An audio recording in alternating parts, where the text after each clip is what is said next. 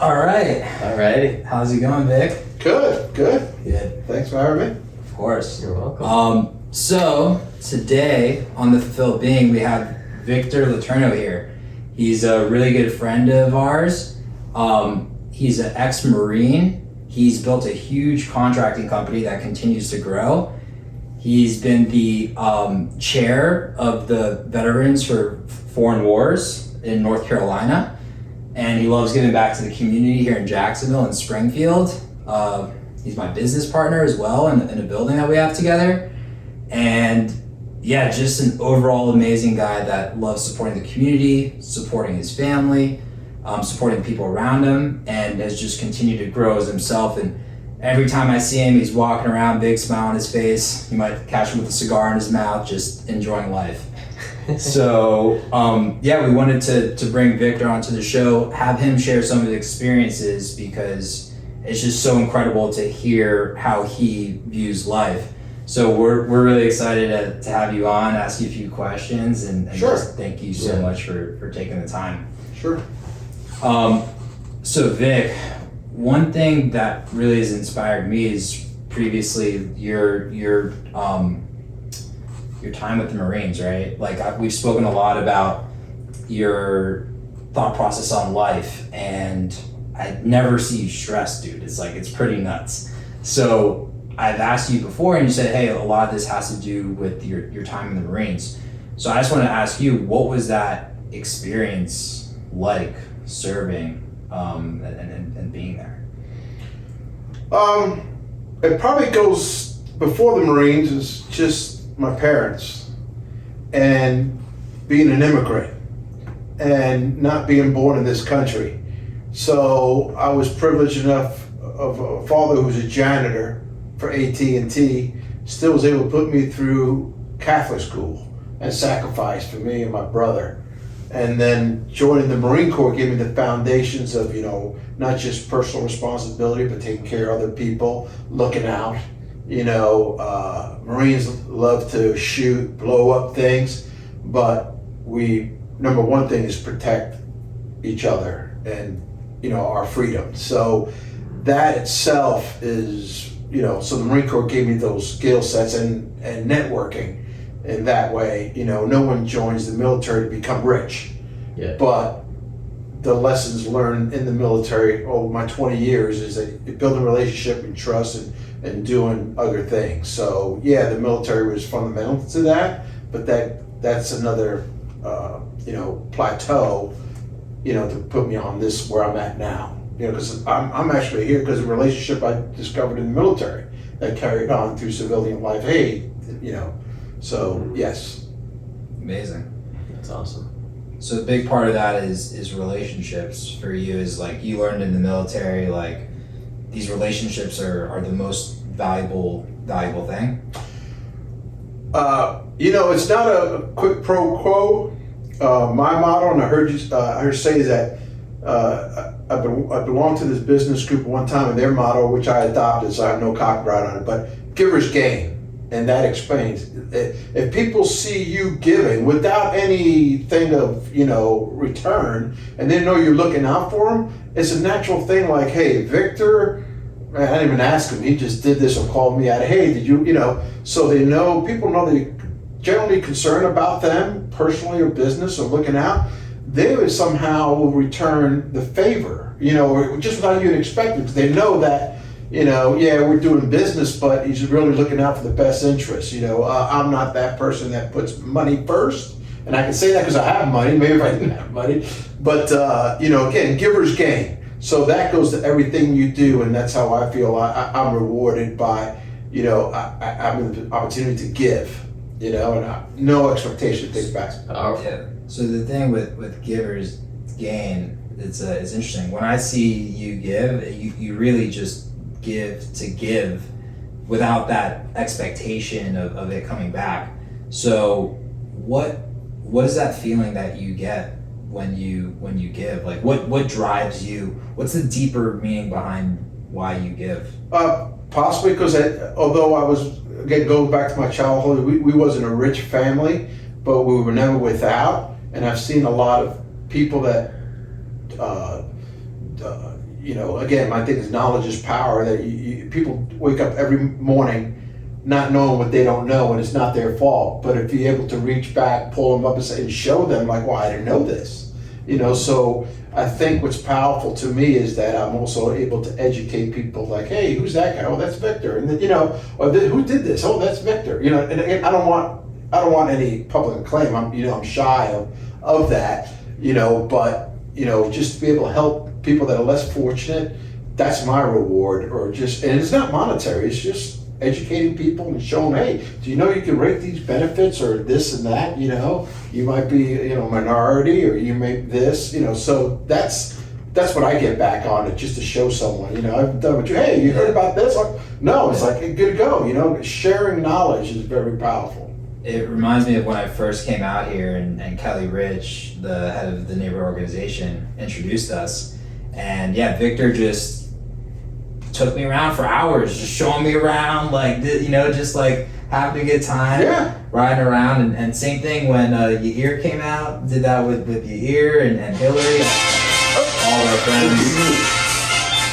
Yeah, so all good. Yeah, but anyway, I get a joy of showing that. But and particularly this place, like, this is where I live, and then I also have up in North Carolina, and my number one thing, people see giving back in the community, but I give a lot to not just community, but my veterans.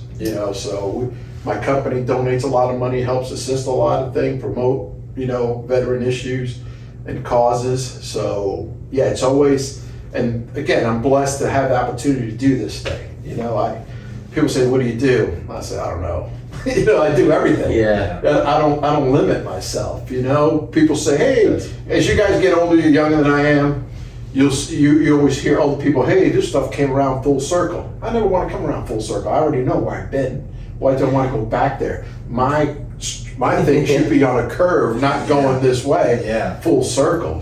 So it's full circle. It's like, okay, we're back. So to me, is my circle is not full. Mine just keeps going.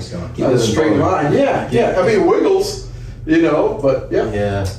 So we're talking about full circle, and you're talking about, hey, forget full circle. We're moving right ahead. So what does the future look like for Victor?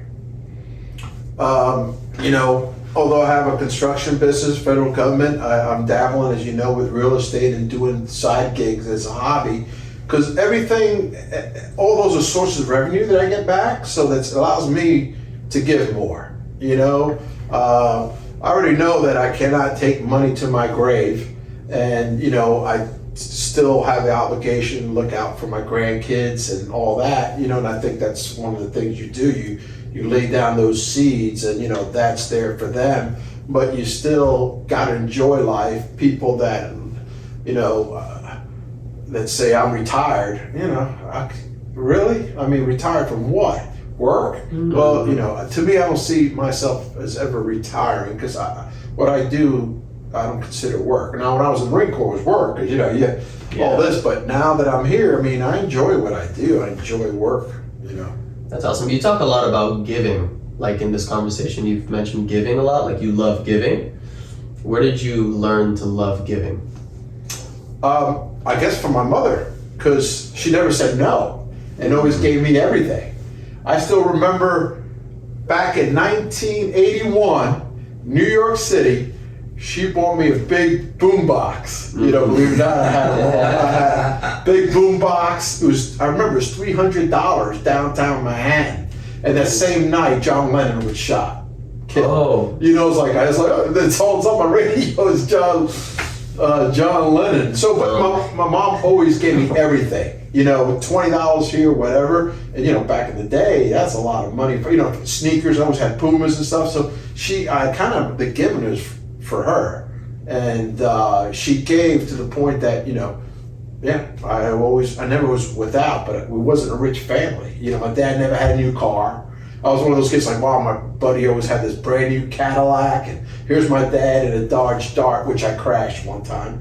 But so it's kind of, my dad always told me, it's like my car can get there just as good as that other car.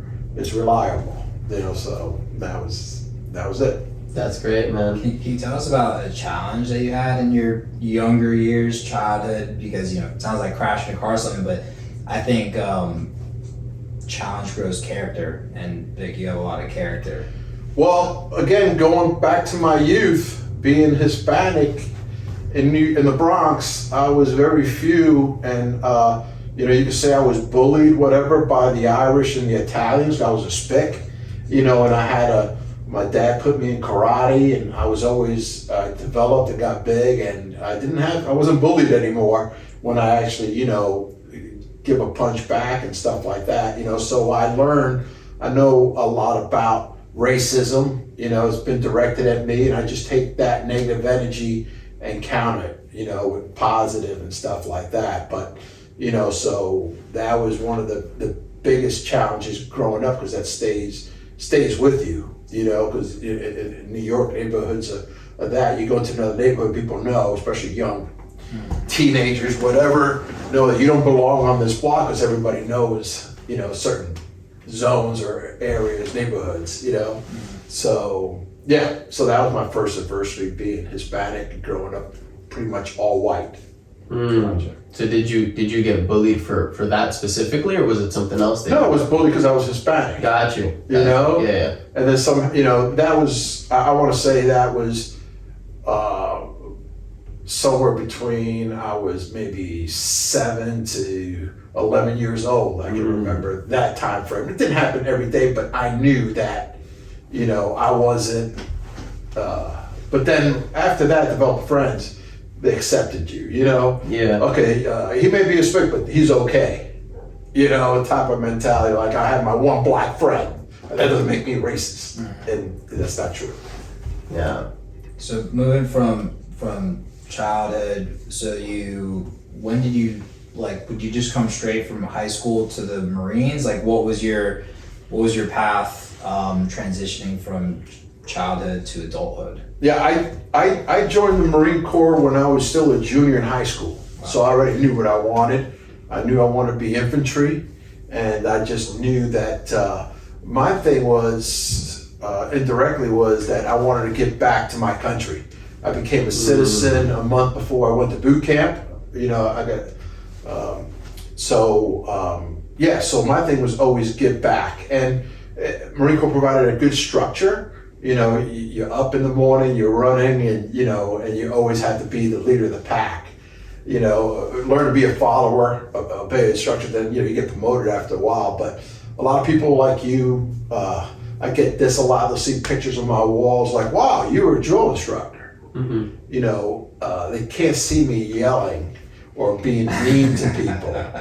And but in this world, you have to know where you're at, how to adapt, what clothes you have to wear, because in some parts of this world, you wear different things or whatever you may look, they'll come after you as bad things can happen. So you have to be a chameleon and adapt to your environment if you want to succeed. And that's just survival 101. So to me, the Marine Corps was just that, you train to survive. And you train to, the only way you're going to survive is by that person to your left and right knowing that you got their back, because they'll have your back. So the Marine Corps became very instrumental to everything, between being a drill instructor, being a detachment commander at embassies, repelling mob attack in Syria at our embassy, stuff like that. So the Marine Corps was a great 20 years I had, and foundation for a lot of stuff that I do now. Wow. And so Vic, when you were in the Marines, you were deployed, right? And you were out in war, correct? Yeah, I was in the first Gulf War, and then I was in Iraq. So in the Middle East, I probably, throughout my Marine Corps career, I probably have about 6 years between living in Syria, Iraq, Jordan, Bahrain. So I also love the Arab culture. I like all cultures, but I learned about, in the Marine Corps, also learned about being political. What I mean by that is, when you go to these countries, and I use Syria as an example, you learn that people may not like America, but they love Americans. So distinguish between political and humans.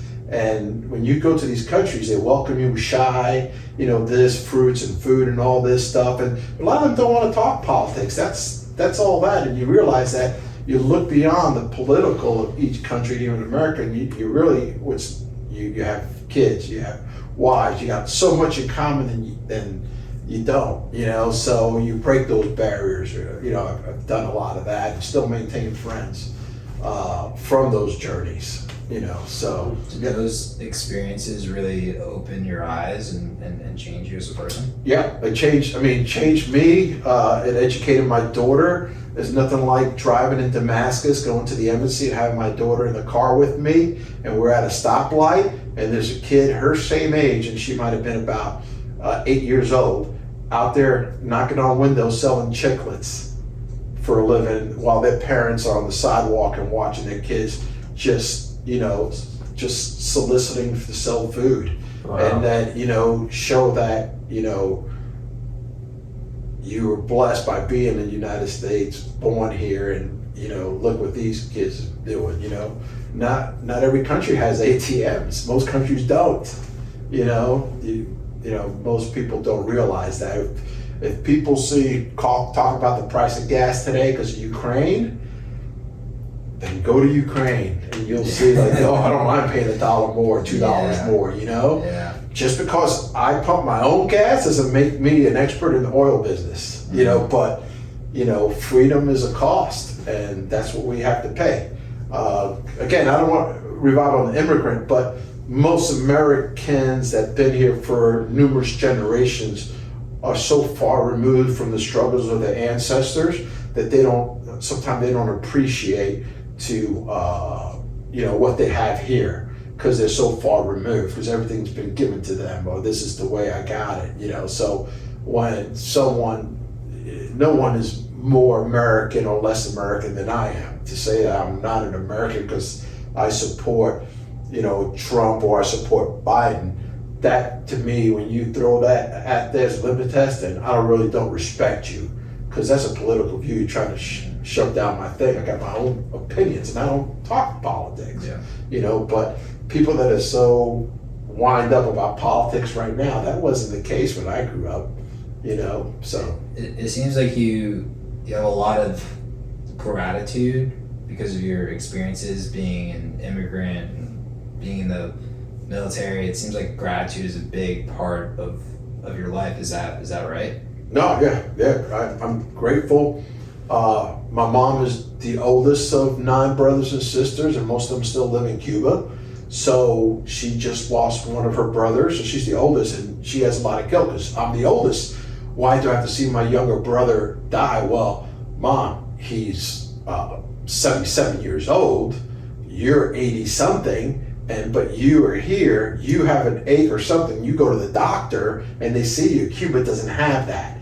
You're sending medicine there all the time because they can't get that. So that's gratitude. I said, you're alive because you chose to bring us over here, and we got the best medical system in the world. We can talk about cost, but that's gratitude. That's knowing that, and that I told her, hey, you might lose another brother or sister, before you die. You got to. That's the facts. That's what we have. Do you also have gratitude that you've really? It sounded like with your daughter, right? Like being in Syria, sitting next to her, seeing the struggles of people in those countries, and probably even struggles of like your fellow Marines, like being out there, like in actual war with serious things at stake.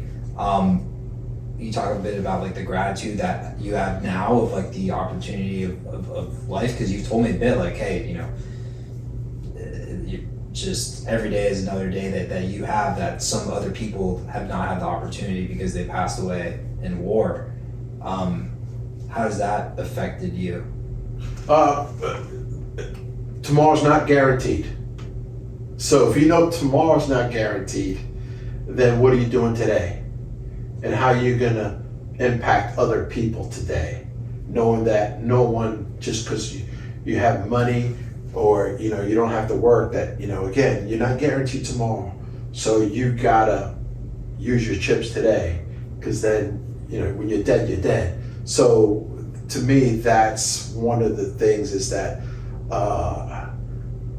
everyone dies, but not everyone lives. Everyone dies, but not everyone is living. They're just going through the motions and waiting to die. So when I see people, that are actually just not living, they're just existing, that's not a happy place. What defines, so, some people aren't living, you're living. Yeah. What defines your living? Like what is the essence of it? I think the essence of it, that if I was to die and not live tomorrow, there's enough people that would be very sad and upset because they know what loss I've had in their lives and impact for them. So I know my essence has bled over beyond me and has affected people in a positive way. That's the best thing. No one really ever dies if you continue to say their name and say, oh, remember Victor, or this, like that. You continue to live. So how long, again, this whole life and death thing, but some things are so simple, it means so much. You see the tombstone, right? Yeah. What's on the tombstone? Describe a general tombstone. Like the person's name. Right. And What else? the date. What day? date What's it? The date they were has- born? And the date Yeah. they die? What's in the middle? The dash. Live your dash. Uh-huh. That dash represents the whole life of that being. It's just a dash. But if you analyze live your dash, you're like, whoa, that's really meaningful. So, Wow. Yeah, that is- live your dash too. I mean, I know I got all that, but those are things those are my commandments as far as what? Live your dash. Live your dash. Everybody's gonna have the same amount of dash, but the year you're born, the year you're dead, that dash means a lot. That's your whole life. I get this feeling of being present. That's what I'm really Yeah. hearing is like, you talk a lot about legacy, but I also hear a lot of like, live the dash, like be here, be now. You get yourself in a position by being positive. Being a positive person is good. That's the vibe I like. I hate negativity because negativity just, negativity looks like you don't really open your eyes to possibilities. So I hate negative people. I hate people, oh, this stinks or this stuff. Being in business, saying this food, this lunch is bad, and you go, most people write a review, a negative review, than a positive review. That's not good for the business owner. And being normal, you may have a bad day or something like that. It shouldn't cause you to lose your business with a bad review. But I'm just saying that I'm positive, and I don't like being around negative people and going back to it's like, I like my place because people, if you're an idiot, you never ask an idiot for directions, right? If you don't, you don't ask. When people ask you questions, that's a sense of that they value your opinion. So I get a lot of questions asked to me because I know they value my opinion, and they know I'm not going to give them the answer they want to hear. I'm going to be truthful to them. So so it's good to ask questions, but it's better when people come ask you questions because they value your knowledge. So that's experience and getting on up there. So when you acquire enough knowledge, again, go back to knowledge is power, you share that knowledge. If people not asking you questions, then you're still learning, you're still developing, you're still maturing. It's not a bad thing, but it's sometimes just dealing with age, you're really building that stuff up. So when people start, hey, Evan, hey, what do you think about this or this and that? Take that as they're actually confiding in you. Because what you haven't done, giver's gain or whatever, they're coming to you and asking you for their opinion, and your answer may sway them in their livelihoods. Hey, I may do this as investment, do this and like that. So be conscious when people ask you a question. That may come out of a form of respect. I'm thinking about your just day-to-day attitude, and it doesn't really seem like you really get stressed. Am I right when I say that, or do you get stressed? No, I do get stressed. It's just, analogy poker. You don't show your poker face, and because if I'm the owner and I got employees, and if I get stressed, you know, everything's cool, calm. Combat's the same way. You gotta stay cool. You can't lose your head because you gotta focus what's around that next corner. You know, go around, clear the room, stuff like that. So if you like hear the first pop, you know, whatever. You're not, you know, you gotta. So stress, I contain that, you know, because showing stress outward is not a good leadership trait.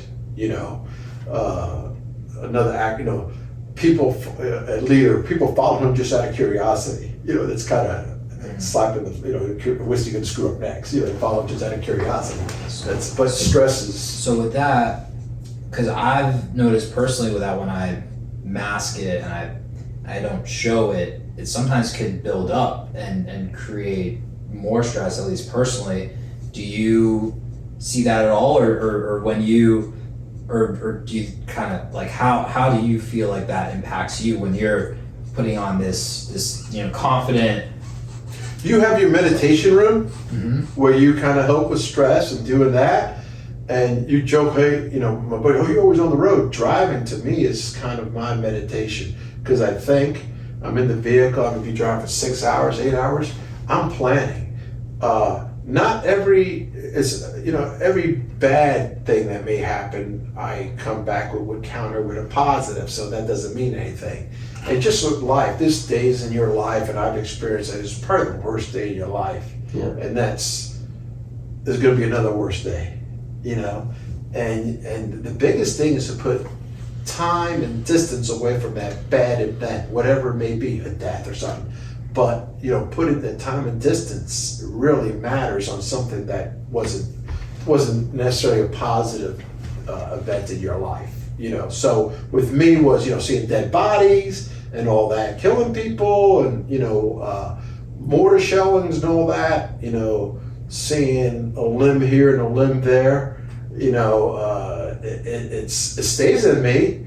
But those are bad days, but I am here. And I got to do something because I survived that, you know. So that's essence about being alive. And, you know, I could have done a left-hand turn, got blown up, or a right-hand turn, could have been just in this vehicle on this patrol and not get hit. So there's another, you know, thing that keeps me in this world. And I know that I could have been gone a long time ago. I got buddies.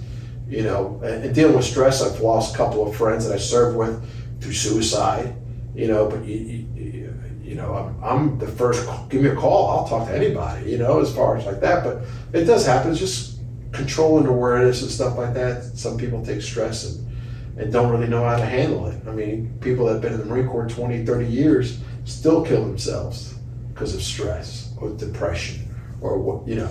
Yeah, so do you think those experiences have made you stronger? Like I see this. Every experience makes it's one more piece that makes your character what you are. So good or negative. I think negative is a building block, you know, and just don't repeat it. You know, don't make the same mistakes, and just use it as a learning tool. I see this dichotomy, especially, and you're much more familiar in that realm, but kind of observing from the sidelines is, you know, people in the Marines and the veterans, right? Some people just handle things after in a really negative way, and maybe because of brain injury, whatever it is, look at things very negatively, and some look at things very positively and find the best in life. And is that what you see as that's what I see as the biggest differentiating factor between the people that go off after and do incredible things and live a very fulfilled life, and people that are just trying to scrape by and finding things really tough. Do you see things the same way as, like, that's that differentiating factor? Or what do you see as the differentiating factor between the people that are struggling post and the people that are living very fulfilled lives? Friends, who's their environment? You know, like I say, show me your friends, I'll show you your future. So even in the military, we had good units, bad units. You know, it depends how tight they are in the leadership. I was always fortunate enough that maybe it was just me. I was always in the best units. You know, we made camaraderie and bond in doing that. So to me, those are those are positive things like that. I joke sometimes to some other veterans, because there's some veterans that might have just done 4 years, and I joke about that because they got more stories than I got in 20 years, and there wasn't like even infantry. So it's like and they're wearing all the garb, military, could be like, Army and Marine, wearing all this stuff. And it's like they did 4 years. And sometimes, they couldn't wait to get out, But anyway, I don't really tell war stories. I don't really need to, but, I don't shy of someone, hey, where you been? I tell them where I've been and stuff like that. But I think it's just the people that you say that go one way or the other way, relationships, if they had positive role, a mentor, that I even mentor companies, because I was a protege, now I'm a mentor, and bringing them up. So I think people, the first thing is don't fear asking for help or directions from someone you can feel you can ask directions from, going back to previous statements. So I think it's all, sometimes you're going to get guys women that are going to lose it and become depressed. It's nothing I can do about that, but I can say it's their environment or where they limit themselves. Don't limit yourself. Is that a big driving factor of why you decided to become the head of the VFW? Yeah, no, I don't got a problem. I've been diagnosed with post-traumatic stress, and I went to see the VA, and the guy tells the psychologist, he goes, you don't need to go to group settings. He goes, you're staying active in what you do and giving back and being involved. He goes, that's your therapy. Keep doing it. I don't need to see you in a thing. I said, well, that's what I thought, but I didn't make this appointment. The VA did. He goes, no, you got post-traumatic stress. Just by what you, but keep doing. That's your therapy. You don't have to be in a group saying, hi, I'm Victor. So, and I just took that advice from a psychiatrist. And one time I got evaluated, and he's like, hey, you got post-traumatic stress, but you already have the prescription. So, wow. So that was pretty cool. I feel like there's something else really special, which is your relationship with Michelle, your wife, Michelle. And I think a lot of these experiences, you say who you surround yourself with, that's your partner in life. Can you talk about how that relationship ties in with the post-traumatic stress and all the other ways you view life? Yeah, because she sees me unfiltered. She sees Victor. She sees the 17-year-old that we first started dating, Victor, and going through it. But she's seen my bad times. She's been there, always there for me. So that's a bond, of just having completed 35 years of marriage. She's always been there, right or wrong, and I've done wrong.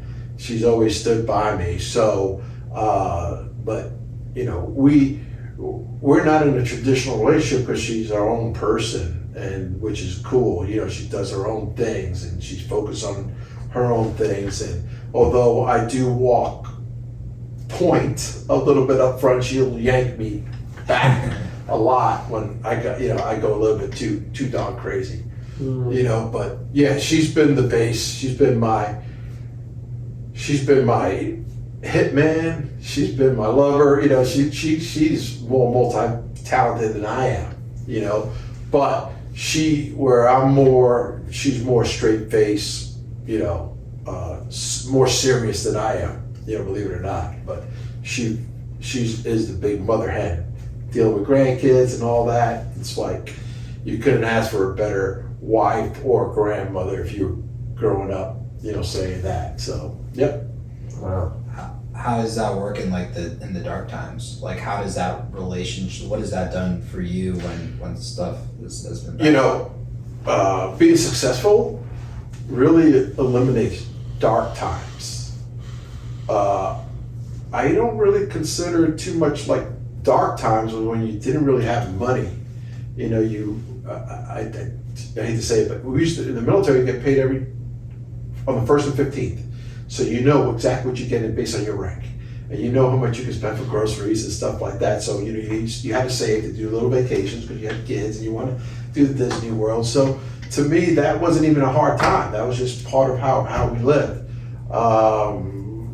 Hard times is the only thing that being in the military is that you move away from your family, and you really your the friends you grew up with and stuff like that. So everywhere you go, you start new. It's like planting a seed somewhere else and see how the things develop. So I think the hard time was, us not being growing up around our family because I was in the military. So once we left New York, that was it. So, I mean, that's a hard time.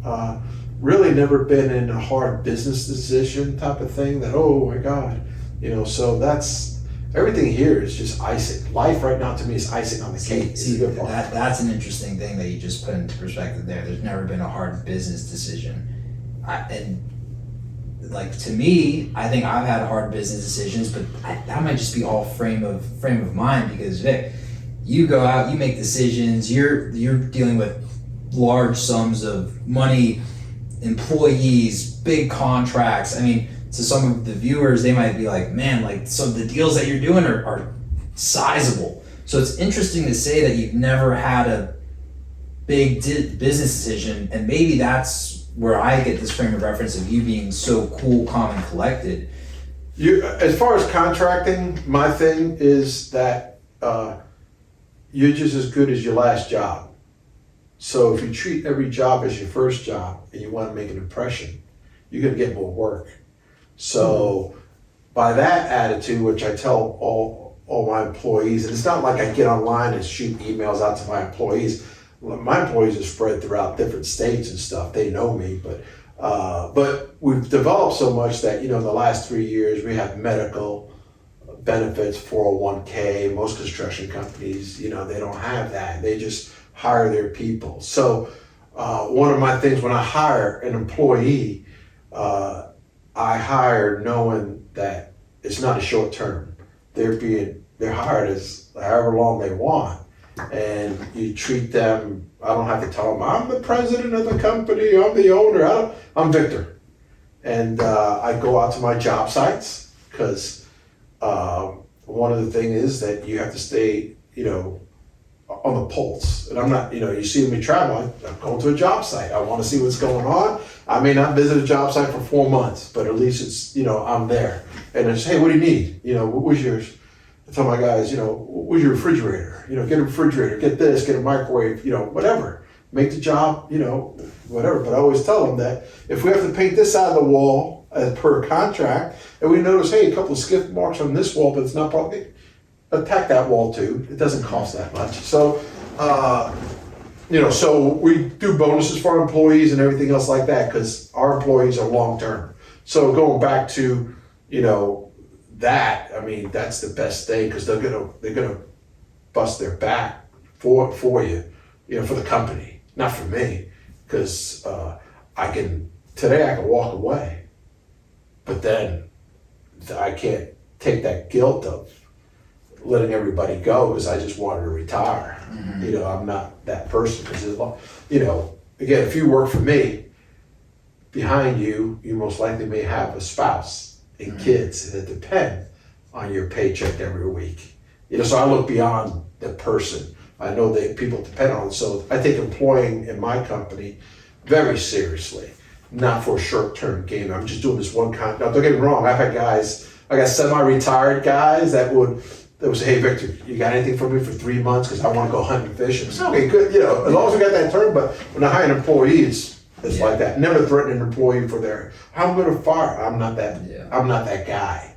I'm not that guy. But I also know that that if you do mess up, let us know. Because bad news doesn't get better with age. You hear that. Have you ever had to fire someone? You know what? Yeah, I had to fire someone. I don't want to tell that story because pretty much they were using the company website for an adult email type of thing. So it was kind of wild, but I just leave it at that. It was a fun fire. It's like, why are you using a company website for your email sexual stuff? Yeah. Anyway, got rid of that person. Never filed for unemployment. She could have, but anyway, that was like, oh no, I fired another 3 or 4, but it was on them. I don't fire anybody. It's like you don't show up for work or you don't move, communicate. then I'm sorry, because other people are depending you out in the field for these reports and stuff like that. So I think I fired one girl when I first got here, hired her. One day she didn't show up. And then the next day she didn't show up. And I'm like, and then next thing you know, she got arrested for outstanding parking tickets. It's just not reliable. I paid the parking tickets because I wanted her to come to work. I know she was at economic disadvantage. I paid the park. It was $1,800. Yeah. Oh, wow. I paid it. That went good. But then now that she didn't have anything like that, and she just wanted rental. Then she again the second. But it wasn't on me. I never just fired it. People fire themselves. Yeah. Yeah. So I guess I fired in my course of being in this area maybe about 4 people, along like that. I think there's a difference because you said like, hey, you're never like threatening people to get fired because like that's not the type of leader you are. You're a very inspirational leader. But I fired one girl, and because she was professional and all that, but she was doing other things, and then she recommended me my current employee. Because hey, go work for Victor. He's great. He fired me, but he's great. So that's like, okay, get it going. It turns out to be a very good employee. that's awesome. So that's kind of wild on that. So yeah. I'm sure you've had some interesting thoughts on what's going on. Yeah, it's powerful. Yeah, really powerful. What else was on our agenda here? Let me take a quick look. I think that was it. Like in terms of the topics. Cool. So, like in terms of speaking to people our age, right? Like 20 to 35, you give them like any advice on being fulfilled, right? And like the method of a lot of people, man. You've seen it too. PTSD. Depression, like kind of people dealing with anxiety struggles. What is something that they could do to live a more fulfilled life? Well, do not take on additional responsibility you cannot handle. What I mean by that, like, you have to be able to stand on your own 2 feet. You should not get married or have someone as a long term if you're depending on them. If you're able to be independent and stand on your own 2 feet, handle your own responsibilities, then you have a base foundation that you may love someone. I'm just using a relationship thing, and because I told this to my daughter, is that if you can stand on your own 2 feet, you don't need a man. You need to stand on your own 2 feet that you can choose. Don't be dependent on someone because of love. And I hate to say, most of stuff is relationship love. People get diverted or may not leave their town because they love this girl or love this guy. So if you can stand on your own 2 feet, then everything will happen for you. Wedding, relationship, spouse, living with someone. But if you stand on you, don't depend on someone else to supplement your life. Yeah. So that's pretty powerful. So that other person, even if make sure they can stand on their own 2 feet. You don't want to, vice versa. You don't want to giver's gain. Well, there's a negative thing to that, but you don't want to take in just all their luggage. I mean, everybody has luggage, but there's stuff like that. So stand on your own 2 feet first before you can handle more of a load. That's something I noticed with my girlfriend Brittany and I. This is by far the strongest relationship I've ever had. And it's because the two of us are very independent people. I saw some very similarities to what you were talking about, you and Michelle, where she's becoming, Brittany's becoming a doctor. She's got her own friends. She's got her own initiatives. She gives back in her own ways. I got my own business. We even, most of the time, are living in different cities, So but that connection and that partnership, because we're independent of each other and there's not this codependent relationship where I see sometimes people, so I see the powerful impact of being each of us are our own person. So going into that, I guess it's individual for each person, but how do you become your own person? Is that just financial? Is that like emotional? What in what sense, or is it just in all senses? I think it's in all senses. You just can't put money on it because there's a lot of people that worried about money, and like I'm just used, stock trading, just looking at numbers all day long, going up, down, sell, buy, whatever. You can really build the blinders that you're not experiencing life. So I would say that what makes your own person is a little bit of this, a little bit of that, different spices. You just don't cook a noodle, you season it, with different things. So finance is obviously the biggest thing. Where are you going to make your money, how I'm going to do that, because one of the advantages, the more money I make as far as company and profits, the more now I can diversify. Just like with my real estate stuff. This is all side gig, and I tell you that. It's a side gig. But the more money I make, the more I can do this, and I don't have all my eggs in one basket, So diversify on that as far as the money. And then relationship, people are going to see you being successful and being out, just casual. You're going to hopefully attract someone like that, again. I think it's just well-rounded in different things, money and relationships and family. You should be able to go home and be around your family, and you feel that love, because that's an energizing thing. And that keeps you like, I can't wait to come back. I remember my dad, each time I left my dad, I cried, 'cause I think he was older. I said, this is the last time I'm seeing him. Mm-hmm. This is the last time. And that sucker, I don't know how many times I cried. It was like 15 years later before he passed. But, I always had that leaving home, but I always loved going home, to be with my parents and, family, because that's the always thing that common denominator always got, family. So being on your own step, when you develop your family, you would want your kids to come back, you being that anchor, that you come back to a safe place, that you can come back to like, I don't have to worry, because my parents would provide, or my dad, mom, provide a roof over my head. The biggest thing that I picked up from this conversation is living every day like it's your last. Mm-hmm. And you were talking about that before with the military, like, where some people didn't have that opportunity, but you did, and you don't know if you're gonna have it tomorrow. And leaving your parents' house, leaving your dad crying every time because it might be his last. And we were having a great conversation with our buddy Sean Pointer yesterday. And we were all kind of in a bit of a stress state, just dealing with a bunch of stuff. And we were talking about like, well, the mortality is a pretty crazy motivator, or maybe not motivator, but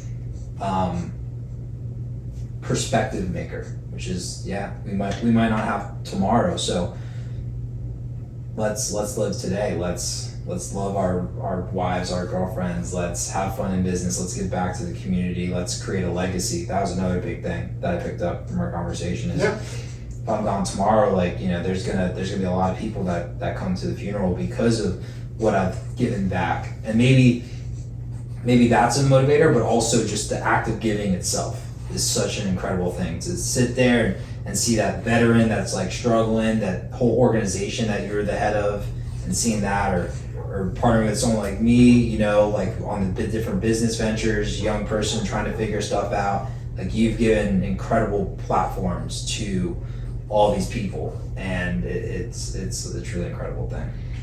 The only thing I would say is I have a draft. I won't show you. I won't share it with you. But if you want to be self-aware, write your own obituary. Write your obituary. But don't write it like you're going to die tomorrow. But write it like you would live to be 70. Write your obituary now. No one else can really, first person writing your obituary. Yeah. Write your obituary. What would you want your obituary to say? Don't leave it to the hand of your child or something like that. But what would you want to do? Write your obituary. Yeah. Just jabble. And then it's a work in process. You can always edit it and say, oh, I've done this, or I've become a father, a boo. So many things you can edit. And it's like, hey, because I don't trust people writing my own obituary, So show your dash. Show your dash. Show your dash. Your dash. Write your obituary. It may it might make you self-aware. Like, oh wow, right now it's short. I want to expand that obituary. And I think it really helps put in perspective what's important. Because when we personally, I can get lost in the day to day and just like, I'm worried about this business thing, this deal, this like whatever.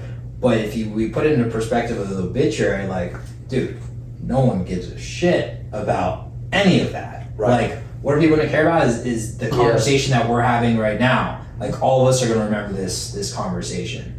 Our families are gonna remember how we treat them when we come home. Are we hugging them, right? Yeah. Like those special moments. That's why, when you lose a family member close that grew up, it's devastating. And, a lot of people get into, they'll say, when someone dies, hey, relax, you get over it, and what's that actor that plays Batman? Andrew, oh man, I forget his darn last name. But anyway, he lost his mother recently. And he was on one of the talk shows. And he's like, people say, oh, it'll be all right, it'll be all right. It's like, no, I like grief. I like to get teary-eyed thinking about my mom. I don't want to let that go. Because when I think about her, I remember all the good times. So don't tell me, and I tell everybody, excuse me if I get emotional talking about my mom and, all this, but I don't want that grief to go. I want to hold that grief because that's good. That shows all the positive stuff that I had. And I said, oh, that's great. I never thought of that. Like, oh, you get over it. When I think of my dad driving, I get teary-eyed. And that's it's like, self-contained, we're men, we're not supposed to cry. But I get teary-eyed thinking about my dad and all the good things. Just you remember. So grief is also a good thing because it holds those people close to you even closer to remember all the good times. Because, my dad beat me once in a while, not a lot, but I remember when he did beat me because I really messed up. He wasn't really hands-on, but we had so many good times, on that. He showed me he was the biggest, role model as far as male in my life at the time growing up on that. Very serious, very, very serious man. And I still got the note that the morning I left for boot camp, I still have it. We say, today you leave to become a man. I always want to be your best friend. I hope success for you in the future and all that stuff. So I always want to live up to that letter, that I got. So, yeah. So when you lose someone, it is devastating, but that feeling of, should never go away. They meant that much to you. Yeah. Enough about death. It's really Let's get a powerful. moment. Yeah. I think it's powerful. I think I really enjoyed this last part about death and amazing thing. Yeah. I mean, death is just, what's your seeds? What are you leaving behind to people? What are you leaving behind? But you're right, like crying is a beautiful thing because like this morning I was on my way to the gym and I thought of my grandma and I started crying. And I wasn't crying like, oh my God, this sucks. I was crying like, wow, she's so beautiful. I'm so grateful that she was in my life and shared her love with me. Yeah. And so I was happy I was crying. That's a good thing. No, crying people think is a negative. It's good. Especially a good memory like that or being that, wow. Yeah, that's a For good sure, thing. man. No, because people say men don't cry and then they suppress their emotions, but I feel like actually men, like real men do cry. Like show our emotions, man. And that's I'm not I against cry. that. Pretty sure I cry every day, man. Like a little bit at least. I love crying actually. But that's based on good memories. Yeah.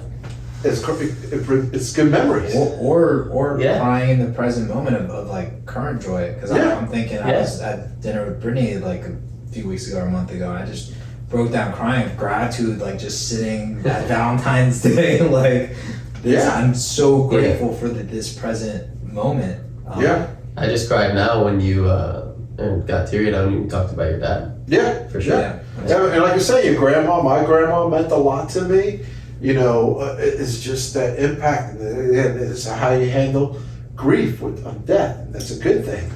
I mean, to always reminisce, and when eventually, if you have kids, you're gonna want to take those little seeds that they left in you and do it to them, that they remember. Yeah.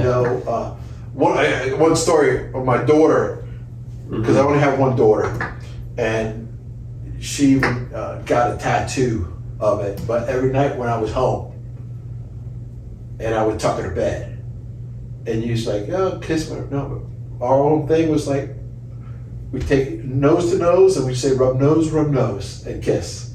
So she got rub nose, so that was our little thing, father and daughter, and today, I do it with my grandsons, rub nose. So that's kind of a special thing that we always took. I mean, I got to get that tattoo too, because she got it before me. But so that's little things like those memories and stuff like that, so you build them. So whatever you take, on that, again, when you die, what are those seeds you leave? So with death, I have a question because, and I'll be honest, when I was a kid, I had a fear of death. When I was young, very young.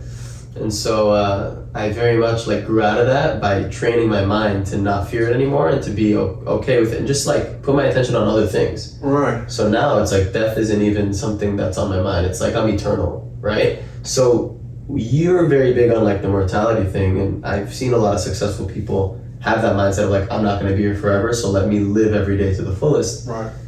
Do you consciously think that? Let's say if you're gonna get angry or you're about to feel stressed, do you tell yourself in that moment I'm not gonna be here forever, let me live today? Do you remind yourself that, or is it natural at this point?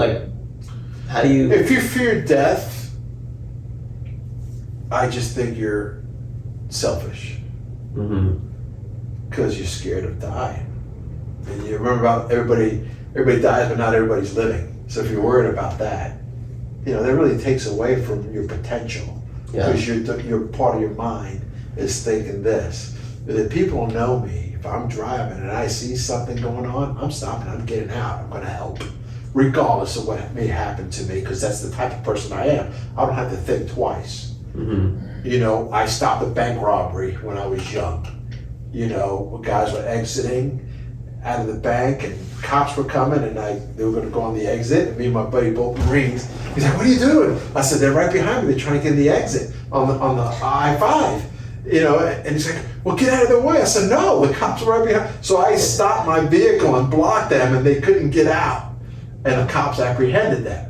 Gave me a good citizen award type of thing. Because I just, I'm that guy. I'm not, so I no longer fear. I don't really fear it. It's just gonna come, but that's what I'm saying. You've accepted that it's gonna come. Yeah.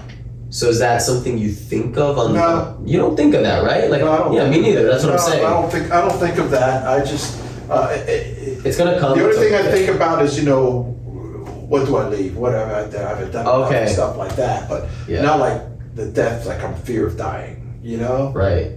People say you smoke too many cigars. Okay, well, I'm not supposed to be here. I consider myself right here, being in the Marine Corps 2 combat tours and seeing things. I said, I'm on borrowed time. And that's why I look at life. I'm on borrowed time. I'm really not supposed to be here.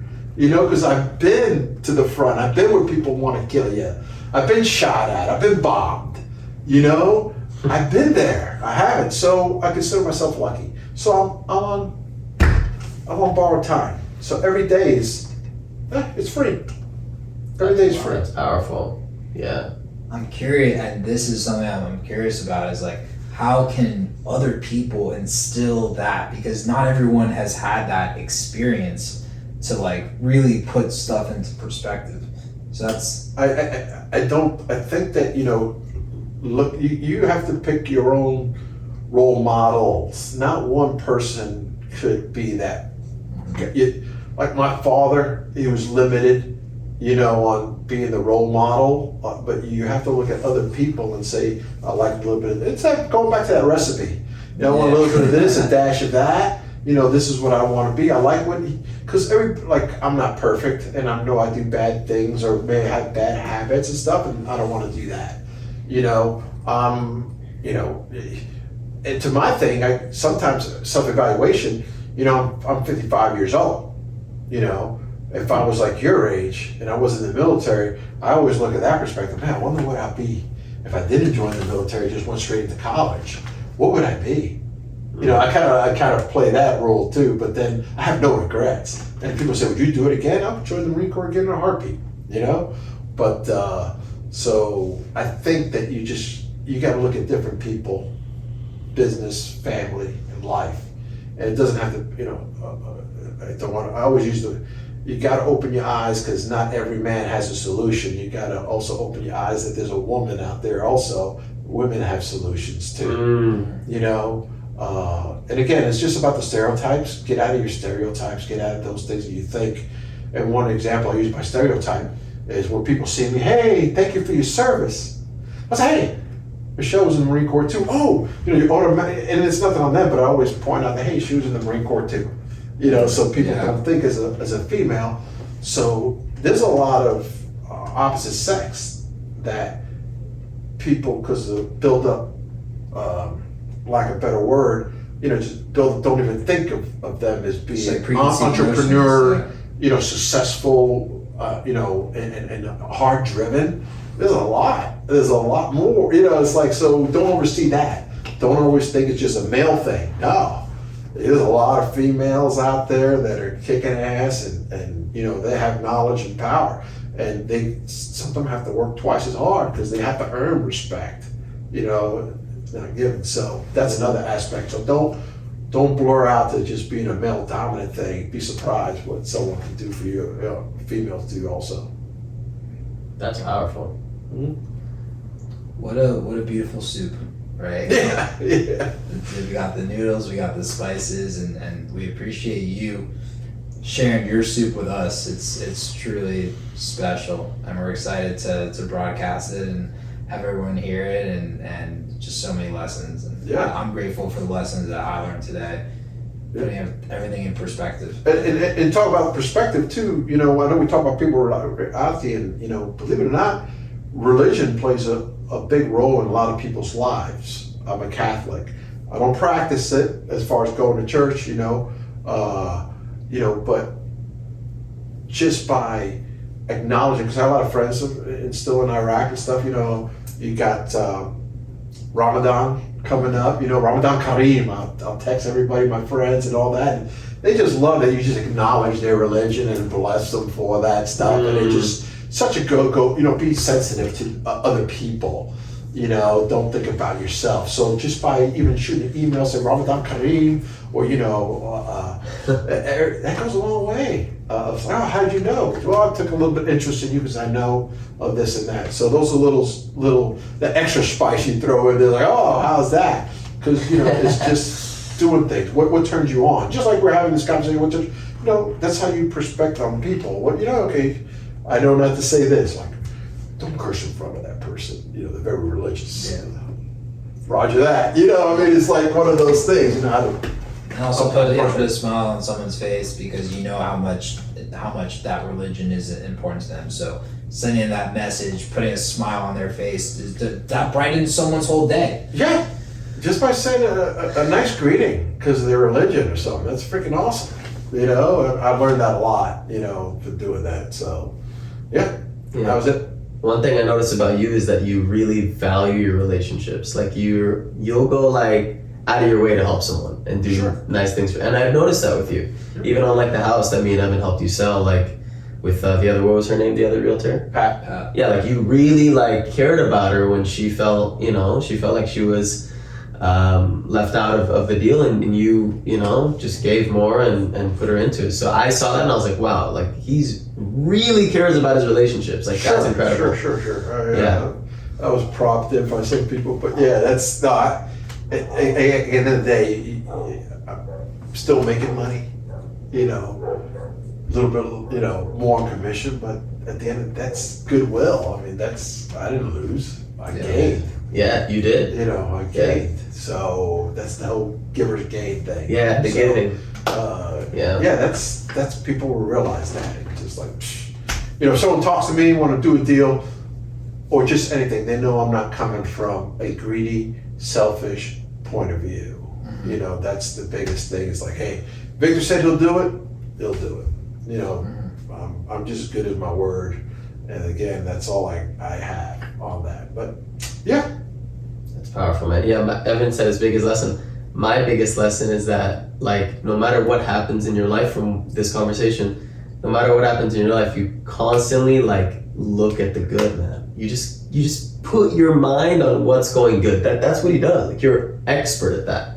Yeah, because there's enough bad people up there if you watch the television. Why do that? Why depress yourself? It's like, I'm going out, turn this off, block it off, hit some salsa music or something. That's what I'm saying. Like, grab a cigar. Dude, that's you know, that's good to go. That's letting go. Like, no matter what comes in, you're just like, I'm gonna look at what's good in my life, and I'm grateful, and I'm giving, and it's like, man, that. And some of my friends will tell me. Some people say I'm like antisocial, believe it or not, because I'm an observer. Ooh. You know, I'm an observer. You know, because I like to hear. It's almost like kind of like make sure the room is cleared before I go in, type of thing. But that's a good way too. But you know, again, there's opportunities that we never knew we were aware of. It could be someone that, you know, you got an event and you say, hey, what do you do? Hey, oh wow, you're building these networking things. And just by saying, hey, how you doing? Oh, was that your dog? What's the name? Oh, it's Tuesday. You know, imagine just by communicating. We fail to communicate a lot. And that's where you got all the negative. We're not communicating. We're just putting out points of view, political, gives a crap. But when you have an opportunity to meet someone, interact, and say, hey, what do you do? Oh, this and this, like, you know. And next thing you know, hey, I know a friend and this and that, you know. So that goes a long way too, just to communicate with people, just say hi.